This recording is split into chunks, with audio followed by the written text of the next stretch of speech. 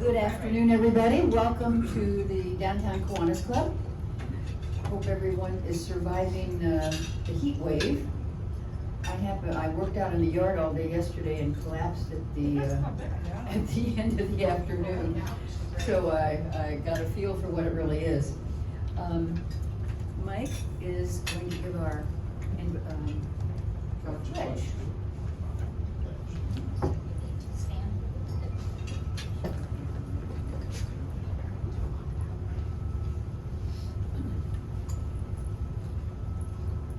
Please join me in the Pledge of Allegiance.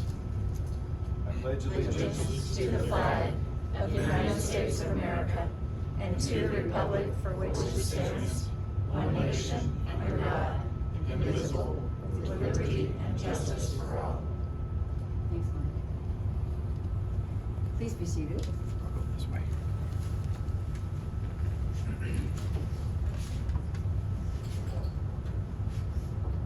Hear my voice, for it is the voice of the victims of all wars and violence among individuals and nations. Hear my voice, for it is the voice of all children who suffer and will suffer when people put their faith in weapons and war. Hear my voice when I beg you to install into the hearts of all human beings the wisdom of peace, the strength of justice, and the joy of fellowship. Hear my voice, for I speak for the multitudes in every country and in every period of history who do not want war and are ready to walk the road of peace. Hear my voice and grant insight and strength so that we may always respond to hatred with love, to injustice with total dedication to justice, to need with the sharing of self, to war with peace. Hear my voice and grant unto the world your everlasting peace. Amen.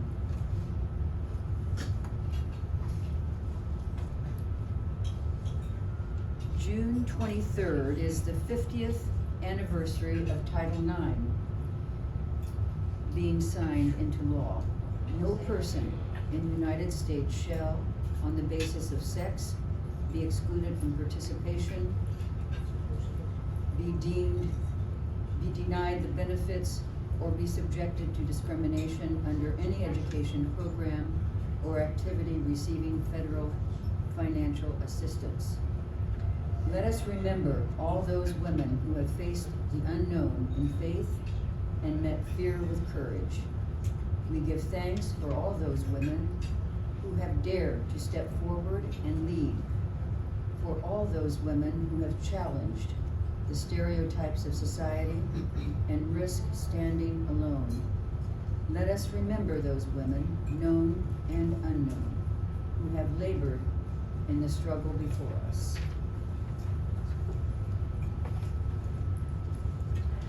We appreciate all of our members, especially those celebrating anniversaries this week. Thomas Crandall, 32 years. Abe Lincoln Committee members Scott Harkness, 21 years, and Kathy Lee, 15 years. Past football chair and board member Kim Fogg, 18 years. Perry Meridian Key Club liaison Laura Holloway, 2 years. And John Griffin, 11 years, whose company Marquis just pulled off an amazing graduation or production at convention. On that note, I'll ask Jeff Otis to provide a recap.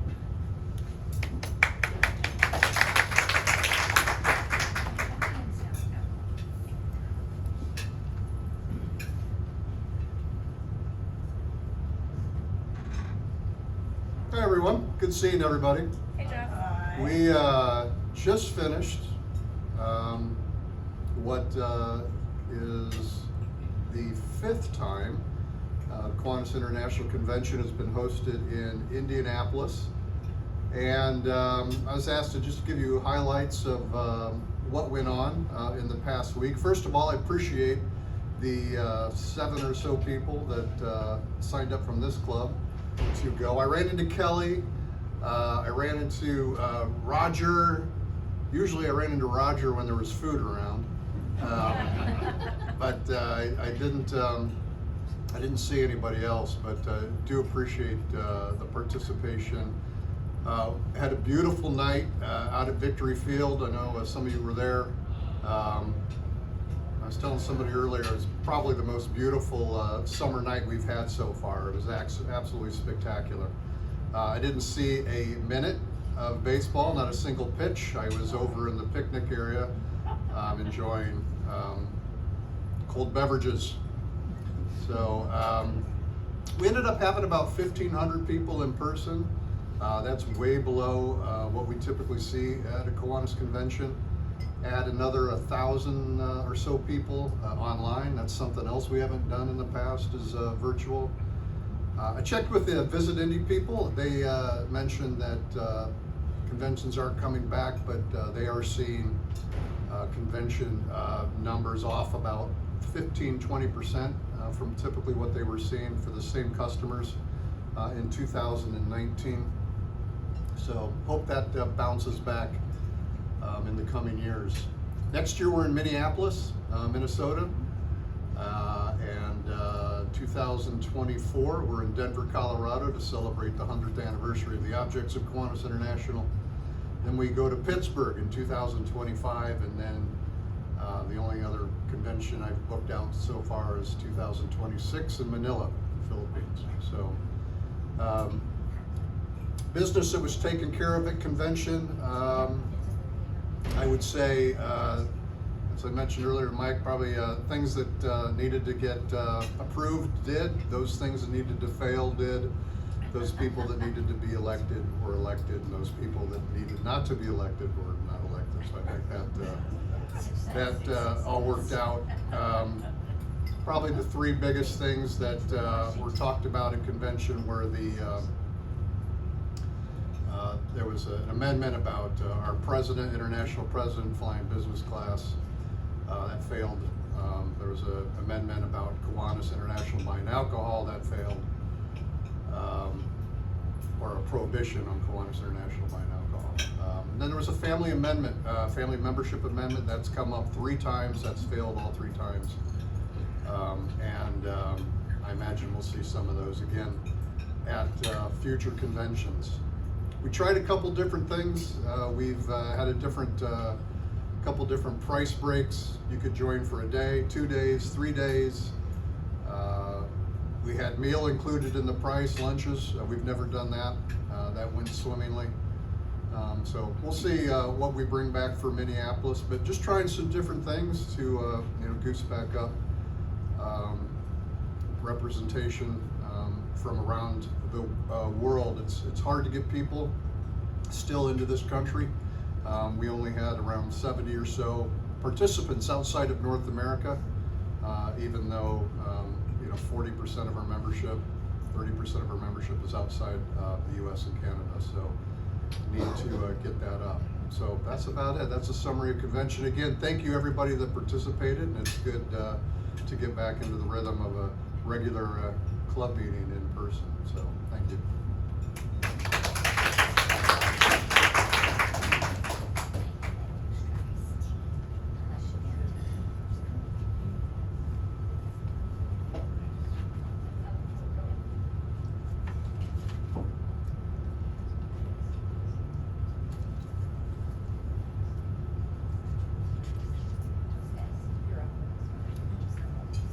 Thanks very much for the synopsis of our convention.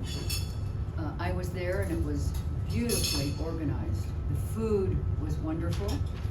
The only negative was that we didn't have more from Indianapolis downtown Kiwanis Club who attended. It was just amazing. You'd be sitting at a table and somebody right next to you would be from on the other side of the world, speaking beautiful English, by the way, which sort of puts Americans to shame because we don't bother to learn languages because everyone speaks English, at least we think so. Let's see. Thanks once again, Jeff, for the update or the description of everything that happened at the convention. A quick recap of upcoming programs by Hi, Graham. Right next to you. Oh. Okay, good afternoon, everybody. We've got a bunch of great programs coming up. I have an incentive that I've offered up to the group of attendance and guests. Kelly, I think, has put that in the newsletter, but the reward will be a couple tickets for a Butler game and a Thad Mata autographed basketball. So let's work on getting guests here. We've got a great speaker today. We've got a number of great speakers coming online. So yeah, like someone said, there's a lot of food over there. We don't want to leave it. Let's get the crowd up. June 30th, we have Jennifer Pace Robinson from the Children's Museum Dinosphere. July 14th, we have Joe Hale from the IMS Museum. We have, on July 21st, we have Major Brandon Lee, Operation Allies Welcome at Camp Atterbury. July 28th, we have Sergeant Evans, Downtown District Officer here in Indianapolis for National Night Out. August 11th, we have Sarah Sandquist from the Geist Waterfront Park. August 25th, we have Mike Uremovich, who is the new Butler football coach. September 1st, we have Bill Brooks, editor of Indy Urban Times. And September 15th, sorry, Julie, we stole Austin Parkinson from you. It's okay. He's our new Great Butler coach. women's basketball coach. Next week, again, I hope you'll sign up for this. We have a unique program. It's a field trip to 16 Tech. Really great organization doing great work here in Indianapolis, to hear from their CEO, Emily Kruger. You can select your own lunch in the AMP, home to innovative local culinary and retail concepts. So again, I hope you will sign up. Really unique experience for us. So upcoming programs. You go ahead and introduce this week. Sure. Okay. It's an honor today to introduce Julie Lach, Commissioner of the Horizon League. I've been lucky to be around a lot of great leaders, and Julie is up there. I've had the fortunate opportunity to serve on the Horizon League Tournament Championship host committee the last 2 years. And my wife had told me a couple years ago that I couldn't get involved in anything else in the community. But when I had this opportunity, I was like, I can't pass it up. And it's been a great opportunity to be involved, to, I've always worked on the collegiate side, but to see how a conference operates, and they just do great work. So Julie, I'm not gonna read her entire biography because I would cut into her speaking time, but she's been involved with college athletics for 20 years, oversees championships, television, finances, governance, and operationalizing the Horizon League strategic plan. She forged a partnership with the Indiana State Fairgrounds and Event Center to host those Horizon League basketball championships for the last couple of seasons. She also worked at the NCAA for over 15 years, most recently as the VP of Enforcement. There's certainly a lot to enforce these days in the NCAA. She founded JRL Consulting, which merged with CCHA Collegiate Consulting, where she currently serves as managing principal and of counsel. She graduated summa cum laude with a 4.0 grade point average from Millikan University in Decatur, Illinois. I also had a 4.0, but it was adding up all of my semesters. And she graduated cum laude from the IU McKinney School of Law. A few of her honors include the 1997 NCAA Woman of the Year, top 10 finalist, 1998 Academic All-American of the Year for the Collegiate Division, 1997 Kodak All-American First Team, Division III Women's Basketball. She's been inducted to the Millikan Athletics Hall of Fame, Indianapolis Business Journal 40 Under 40, honorary doctor from Millikan University, and this year the McKinney School of Law Outstanding Alumni of the Year. She's married to David, Vice President with Tribe Architects and Engineers, and they have 2 daughters, Harper and Haley. Please help me welcome Julie.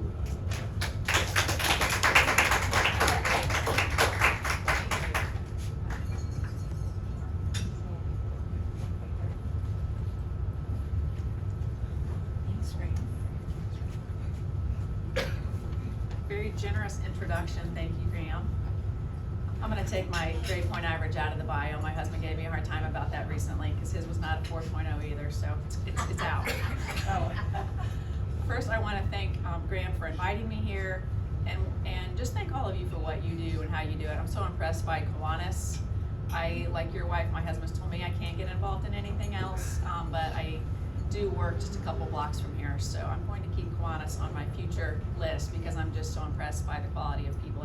I've been here one other time to join you, and I'm always just impressed by the quality of people and your commitment to your mission, so thank you. Before I talk about the Horizon League, Carol, you mentioned the 50th anniversary of Title IX, so it ties into college sports. I had the just incredible weekend about a month ago, went back to my alma mater, Millikan University, and we were celebrating 50 years in women's sports. We started women's sports in 1970, 2 years before the law came on the books. So I'm glad we weren't forced to do it as an institution. We were just ahead of when that federal mandate came down. It was so inspiring to hear the stories because we brought back women athletes from the 60s and the 70s, especially in the 50s and the 60s, the athletes that played before it was a varsity sport. And then of course those that were the pioneers like Carol talked about. Coach Harriet Cronell started not just the basketball program, but nearly every sport program and had to really be an advocate and champion for women in sport. And it was a good reminder for all of us that those of us who were fortunate enough to play college sports are truly standing on the shoulders of those women. So I appreciate you acknowledging the anniversary because it is really significant. We still have work to do. As all of you know, I just left this week. Women's basketball, the NCAA has lots of committees, and I'm fortunate to serve on the Women's Basketball Oversight Committee, which has the hefty charge of implementing the Kaplan Report. For those of you that follow college sports, that was the big gender equity report that came out after the Final Four debacle a couple of years ago, where it was very revealing that the women's student athletes experience the Division I Final Four in San Antonio was different than the men's experience here in Indy. In particular, the weight room was the piece that went viral. So a significant gender equity study was done, and it was identified by an outside firm that there's still work to be done. But we are making progress. After attending meetings this week, I'm impressed by what the NCAA staff and other champions are doing. So it's my Title IX spiel, but I appreciate you mentioning that, Carol.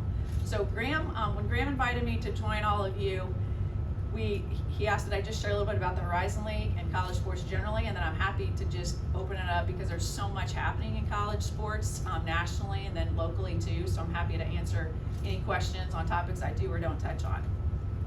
Oh, so who is the Horizon League? I'm not going to quiz anybody, but we are currently a 12-member league. UIC is leaving for the Valley July 1, but they've been a tremendous member for decades. But we will be across a 6-state footprint. Butler was a proud member, and we loved having them as a member, in particular during their back-to-back Final Four runs in 2010 and 2011. We really pride ourselves as a strong Midwestern league that really focuses on the development and strength of our basketball programs, men and women. And those are really the engines that run a lot of our athletics departments. And as I've come to appreciate, and you've got a little brag sheet here, not only do we have 3,000 student athletes, 2,000 of them have a GPA of 3.2 or better, which when you realize these are Division I elite athletes competing, they're obviously also competing in the classroom. And the graduation rates across the board, Butler is the same. Student athletes graduate at a higher percentage rate, usually 10+ or more percentage rate than the regular student body, which is always astounding to me because we know the pressures that they have. A few other points here on the Horizon League. We do sponsor 19 championships. I'm going to spend some time talking about 2 of those because those are the 2 that happen here every year, and those are our men's women's basketball championships. And then the other piece is we broadcast a lot of events to ESPN+. Anybody use the ESPN app? If not, I encourage you to download it. But on there's a lot of rich content, but including our Horizon League games. You know, it's interesting. I went to the Fever game last night. If you haven't been to a game, I really encourage you to go. They need our support, and they are a fun ball club to watch. I was talking with their president, Allison Barber, who would be a great speaker if you haven't had her yet. And she said, you know, we are streaming our games, and I really want to double the viewers. How do you all do that? And I said, we're working on that every day because we put 500 events on ESPN+ every year. 1 is raising awareness, and then 2 is giving people a reason to watch. So if you haven't tuned into the Fever and you haven't been to a game, I encourage you to download to watch a game because you can stream it live while it's happening, and it's really high level women's basketball.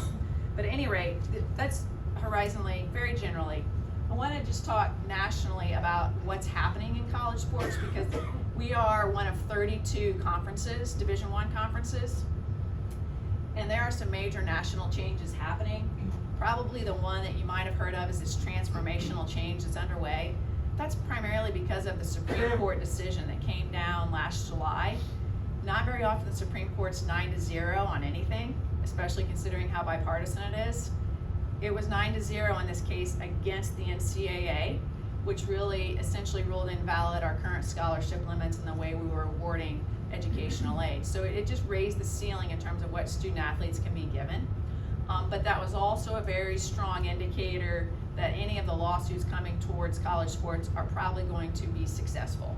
So that has started change from the inside out, and there are some significant steps underway right now, primarily because anytime a lawyer brings an antitrust claim, it's hard for the NCAA, and that's all of us, Butler, the Horizon League included, because we nearly have a monopoly, to somehow defend against that.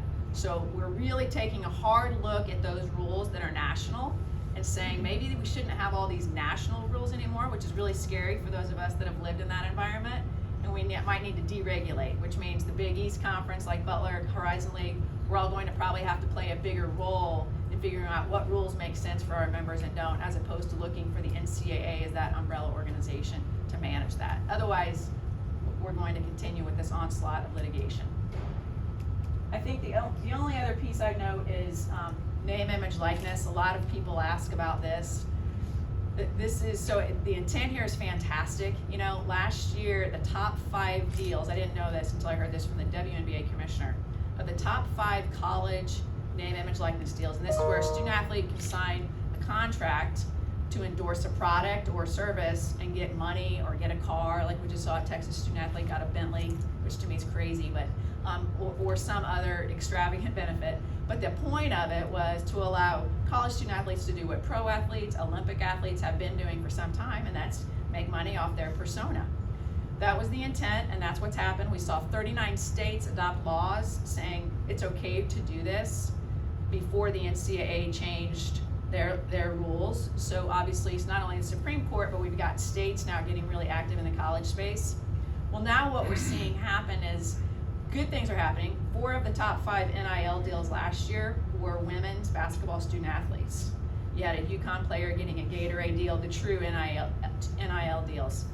What now we're seeing happen is, for instance, a scenario with a Power 5 school where a prospect was offered $1 million. Now, this isn't how it's framed, but it looks as though they've been offered $1 million to come enroll at a school, and then by doing so, they're going to get a name, image, likeness deal in that locale.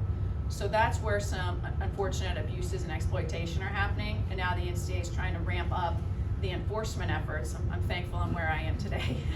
It's a tall order, but ramp up the enforcement efforts to try to somehow curtail those abuses that are happening. So a lot of, and next week actually, all the Division I commissioners, there are 32 of us, we're going to be meeting in person, and we certainly need to, because there are some major issues coming towards college sports, and we're trying to work on what are some solutions that we can start driving from the inside. Okay, so now to the good stuff. From the Horizon League's perspective, yes, we have to engage nationally, and we've got lots of folks serving on committees, as I mentioned, but our real focus is on how do we make this experience incredible for our 3,000 student athletes, primarily with that championship experience, because if you've got a granddaughter, grandson, or son or daughter who've played sports, anytime it's the tournament, whether the tournament's in Atlantis like Butler's going to play in, or that championship, in particular the conference championship, that's where the real excitement happens. So we really think about how can we make that a pinnacle experience for them, whether it's our cross-country meet that we've run in Terre Haute several times, or up in Carmel, or it's our basketball championship. That's really become our key focus. The other piece I would note here is, in addition to the competition side, as you all know, these are people. We just had 80 folks from our schools, from our presidents to our student athlete leaders to our faculty representatives in town a couple weeks ago. And we really spent a lot of time on what can we do for that whole development of our student athlete. Mental health is reaching a crisis point on our campuses, and in particular in our athletics department. We've talked about what can we do there. How can we help our student athletes have opportunity in the NIL front? Because at the mid-major level, there are real opportunities. And what are the other pieces of our student athlete experience that we can amplify? Okay, so now for your little break, intermission break, I'm going to play a quick video that really showcases our men's and women's basketball championship that just happened here in 2022. Do I cue this?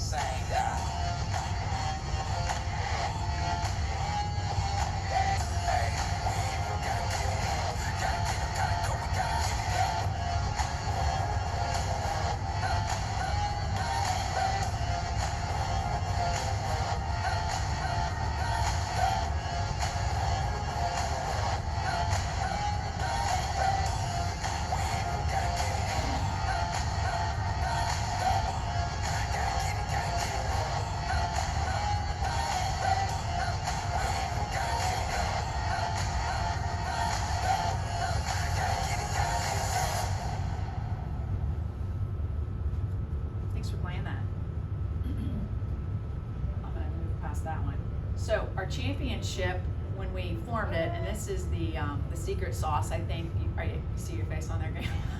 Try not to. Our secret sauce is just in this city, I believe, in hosting all these incredible events, is we create local organizing committees. So when our championship moved here, we took a cue from the Sports Corps playbook and formed a local organizing committee and recruited wonderful people like Graham to join us in planning our championship.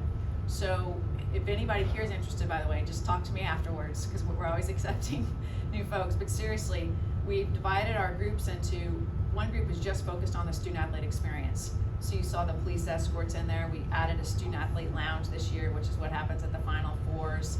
That Indy car, whenever they walked into the Coliseum, it was just in the team entrance. It wasn't for the fans, because we only got it on practice day, but there was an Indy car there. And then we had a WNBA former player, the former head coach of the Bulls, there to greet them and welcome them. So we really rolled out the red carpet for that student athlete experience part. And then, of course, we've got to make sure this is a sustainable event. So we've got the revenue side of the house. How can we sell sponsorships? And then, of course, how can we sell tickets or group sales? And then the community give back. You saw the school day there, sponsored by Perry Wealth Management, that Graham helped us secure that sponsorship. A lot of those kids, first of all, we had that fast break zone that was just an educational and physical outlet for the teachers. They loved it because they could burn off some energy beforehand in the Grand Hall. Then they walked across and watched the women's championship game, which was broadcast live on ESPNU. I had fourth grade teachers coming up to me and saying, this is the first live basketball game a lot of my students have attended, and the fact they're watching women play is another first for many of them. So the overall learning lab, if you will, was just incredible from a community impact standpoint. So we're really excited to continue to build on that. The other piece I would add, there's just some circles around here. What we've tried to do with this championship is not only make it an incredible student athlete experience, but make it a true Indy give back by these amplifying events, as we call them. So just the International Women's Day, you saw a clip of that, of a stage up there. We had Tole Bevilacqua, who played for the Fever, Hall of Famer. She was our MC of this International Women's Day event with Susan Boffman, who just was president of the College Football Championship game here, headlining that. So we had 125 people from the community come out who probably wouldn't have come but for that, and then they stayed for the game. So we were able to build a lot of synergies in and around the community. I already mentioned the school day. I think the only other thing I would mention, and this is my plug to not yell at officials, we have an officiating crisis happening. We're seeing it in youth sports. we're seeing it in pro sports. Last night, one of the refs really blew a call at the Fever game, and my 9-year-old leans over to me and says, "I know I can't boo him, Mom." I said, "That's right, because we have to support our officials." We held an officiating symposium with the Big Ten Conference just to try to, for people who are like, how do I get into officiating? How much money can I make eventually? And how do I start to get experiences so I can be on TV someday officiating a game, or how do I even break into the sports I love? So the point is yet another amplifying event that we were able to host. And then just 2 more pieces here. In terms of the partnership opportunities, of course there's traditional sponsors like Keeps. It was our title sponsor here. That was a national sponsorship, and some other companies you would recognize. Where we really found another sweet spot here in Indy was this notion of experience sponsor. We had some companies say, I don't really need a marketing buy, but I do want to provide an opportunity for the Boys and Girls Club to come to this game. And it is a very affordable and fun educational experience. So through an experience sponsorship, they could, for I think the entry level is like $1,500, they could buy a package of tickets, still be recognized, but more importantly, give a significant give back to their charity of choice, or we would help give them ideas and then make sure that delivery happened. So that to me was a real opportunity that we're going to continue to build on as we move forward here. And finally, thank you. So I appreciate your time. I would love for all of you to come to our championships in 2023. I'll be sure to add that to your future event list. It's a little early now, but we'd love to have any of you come and support us. Maybe we can have a Kiwanis international section at the games. That'd be really fun. Happy to answer any questions.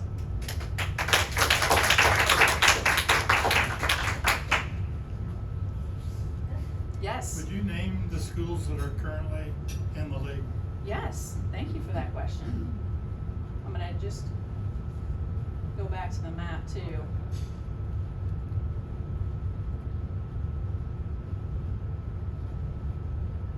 So just starting there north, you've got the Green Bay Phoenix, and then down through, and then Milwaukee, University of Wisconsin, Milwaukee.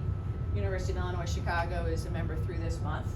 IUPUI here, Jaguars locally, and Purdue Fort Wayne. Those are 2 pretty new members, but it's been wonderful to have that Indiana presence with not only our league office, but of course our 2 members.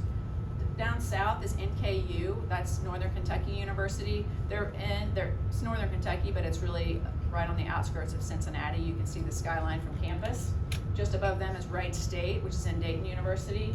And then moving further north, Detroit Mercy Titans. They're literally right in the city of Detroit. And then further north is Oakland, which is in a suburb of Detroit.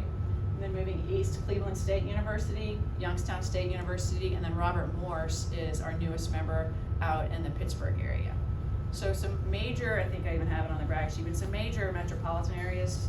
10 of our schools are located in the top 70 TV markets, but more importantly, that's created a great opportunity for that community outreach aspect on our campuses. And for them, and 9 of those, now 11 are publics, 2 are private. So it seems like there's been a lot of movement, among conferences in the last couple of years. Do you think that'll continue, or do you think that'll settle? I think it will always continue. I think there will be times where it's accelerated and then downshift and then move forward again. The current catalyst was when Texas and Oklahoma, right, 2 Power 5 schools, moved to the Southeastern Conference. And you may think, of my presidents, Julie, how's this going to affect us? Even though we're not a football league, so there weren't direct links, what that does create is more of a culture of movement, and then people starting to assess, am I in the right place? Is there a better opportunity? So at the time, we had already grown from 10 to 12, so we were really in a position of strength. When UIC chose to leave to go to the Missouri Valley, we frankly said, we are now an extremely strong 11, and we are going to stay at 11 until a new member who brings more strength and value to us joins. So it's not, from our philosophy, it's not a numbers game of, oh, we need to be 10, 11, or 12. It's really, is there alignment? Is there values alignment? Are they prioritizing the same approach to the student athlete experience we are? And does it also geographically make sense? Because there is a sustainability issue from our perspective. And then the other piece, which ties into geography, is marketplace. Where are they from a market standpoint? We are in major metropolitan markets. which really has become part of our identity and something that we want to continue.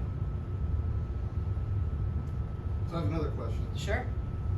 This has nothing to do with sports, but what is, it's 9 games on linear television. What is linear television?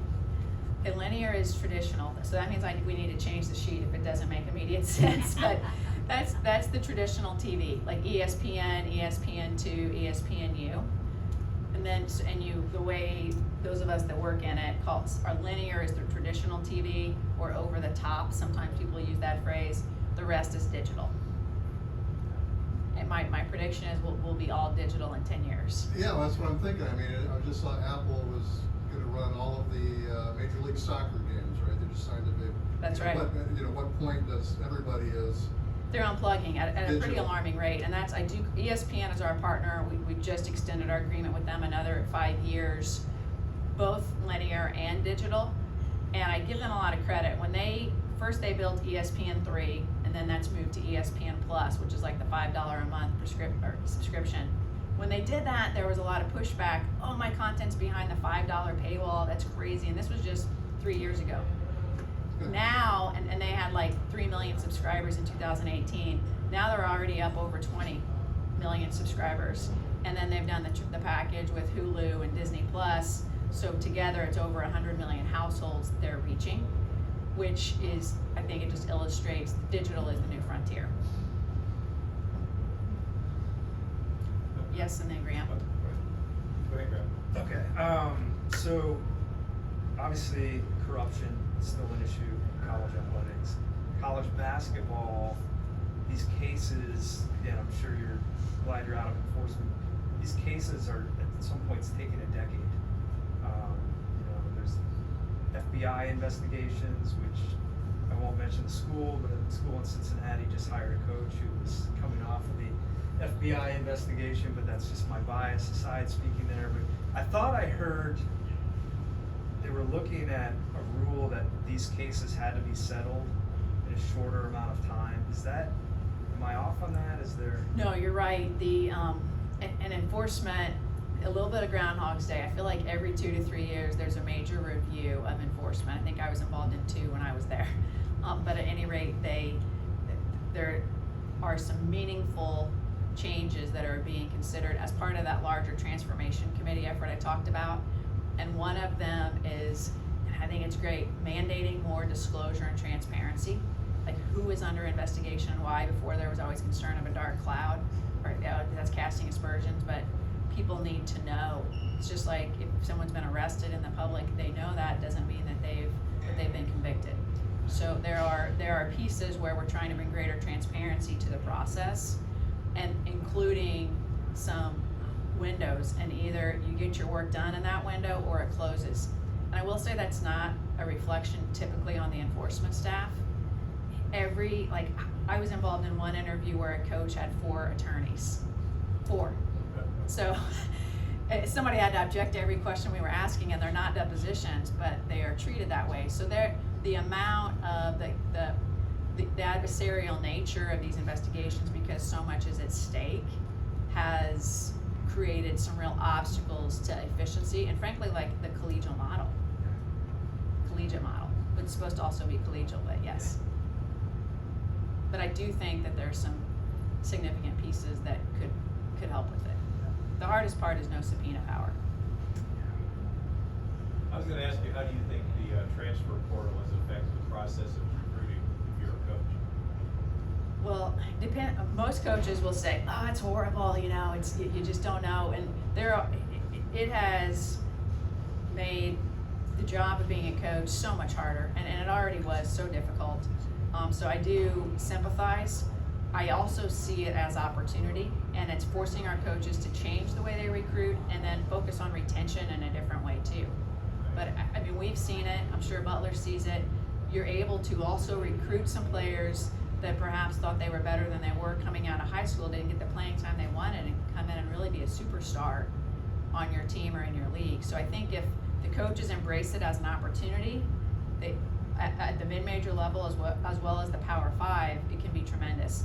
The hard part is, and I just was talking to some women's coaches this week about this, because it's the same with the men, the Scholastic, the high school athlete is probably going to be the most immediately affected, because a lot of times now, at the mid-major level, they might be looking at community colleges more to get the immediate impact, because there's no sitting out, or the student athlete who's transferring from a Power 5 to a mid-major, and then the Power 5s are often simply just recruiting from the mid-majors. They're only recruiting the transfer portal. They're not going to the high school unless it's like a top 50 prospect. Yes? I come from the era when field hockey was the greatest sport for women at your university before Title IX. So Title IX comes in, you feel like finally there's parity, you know, we're getting equal treatment. I'm so concerned, I know a lot of people are, what, are the conferences involved, or is it the NCAA in particular that's going to really be the important factor with the situations like the Penn State transgender person who is now going to compete as a woman? It's a huge issue, and it is for the women especially, obviously, and high school kids who aren't going to get a scholarship because of this. But where are the rules going to be established? We just had 2 weeks ago 3 staff members from the NCAA National Office who work in their Sports Science Institute and have really become experts, I would say, on the transgender issue, join our presidents and chancellors. And part of the reason, 1, because this is an important issue in college sports, 2, there are now states that are either considering laws or have already adopted laws that prohibit transgender participation. So a transgender female, meaning an individual born assigned male gender at birth, that goes through transition and now identifies and wants to compete as a transgender female. There are states that don't allow that.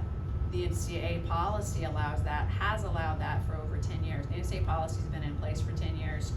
Transgender athletes have been competing for at least a decade, if not longer, through this permissive policy. The current policy, it balances 2 pieces: inclusion, trying to provide a space for these transgender athletes, and then that competitive playing field, which is tough, obviously, whenever you look at, is there a competitive advantage for that transgender female assigned male gender at birth, or is there a physical biological advantage? The NCAA policy for the last 10 years is really focused on mitigating that advantage through hormone suppression, and you do that through hormone suppressant therapy, that are drugs, and you can document that and demonstrate it, and then do the blood test, urine test to show that you're in compliance. That's what Leah Thomas did at Penn State. She was in total compliance with the policy, had been. And Leah, by the way, competed in other events and did not win. And Yale had a transgender student athlete who competed and didn't even, I think, make it to the championships, which I think illustrates there are multiple transgender athletes competing and not dominating. But nonetheless, obviously Leah caused quite a stir with this issue. So that has now resulted in the NCAA going back, and several sport governing bodies, including USA Swimming, and rethinking their transgender policy. So today, the NCAA's policy is, we're going to make this a sport by sport analysis, not just solely focused on hormone suppression, because there could be a different advantage in one sport like swimming as opposed to another sport like rifle. So knowing that, we're gonna look for the national governing bodies to provide us instruction, and if they don't have a rule in place, then we're gonna go to the international governing body for that sport. And if there's not a policy there, then the NCAA Sports Science Committee will develop it. It's gonna take like 2 to 3 years to on-ramp that, because there are already athletes in transition right now that have been following the former policy, so you gotta give them notice. But that's currently the approach, notwithstanding the fact we have some states that currently say you just can't compete.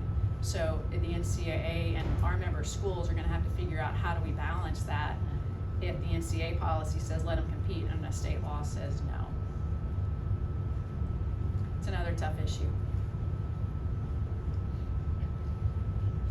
Got one last question. We have 2 Butler students interning in our advancement department. Great. We're either scaring them away from fundraising or maybe encouraging them in a career. You've obviously had so much success. What advice would you give them as they think about their careers? It's all about the people.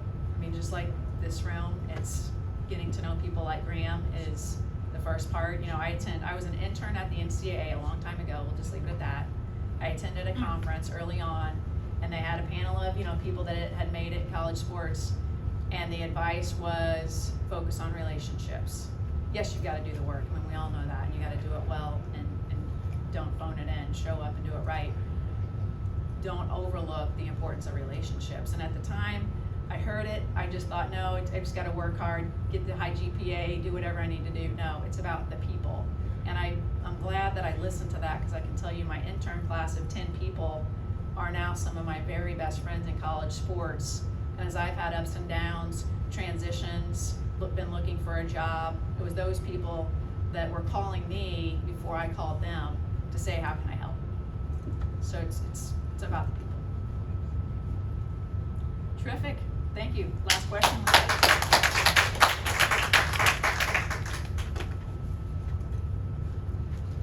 Stay up there. What's that? Oh, Stay stay up up here? I'm gonna stand over here so I'm not in the light. That was a wonderful presentation. Thank you. We're starting to see a little bit more in the papers about women's basketball in particular. So hearing you, it just really makes us listen and hear and see what's going on in women's sports. That was a super presentation. Thank you. And thank you, Graham, Yeah. for bringing her to the club. Let's see now. Can I sit now, Graham? Kelly has put this Okay. together for me, and she always does a beautiful job. We are going to make a donation in your honor to Indiana Youth Group. This is an organization that creates safer spaces to encourage community and provide programming that empowers LGBTQ youth and magnifies their voices. Thank you. Kelly, did I Thanks a cover lot, I appreciate that. everything? I think we have something to hand out, do we? No? Okay. Well, thank you, Julie. This was wonderful. Thank you, I Thank you. appreciate it. Thank you for your generous donation too. That's so touching, I appreciate